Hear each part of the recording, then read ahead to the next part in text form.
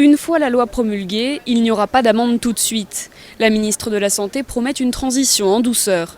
Avant de sanctionner, il s'agit d'expliquer, d'inciter. L'arsenal juridique est là. Les policiers municipaux pourront faire valoir aux occupants de la voiture qu'il ne faut pas fumer. La voiture est un espace confiné, avec seulement 1 mètre cube d'air disponible. La nouvelle interdiction de fumer en présence d'enfants de moins de 12 ans irait donc dans le bon sens pour ce pneumologue. Quand on fume dans une voiture, on dégage énormément de particules, 5 milliards de particules dans le véhicule qui vont être réinhalées après.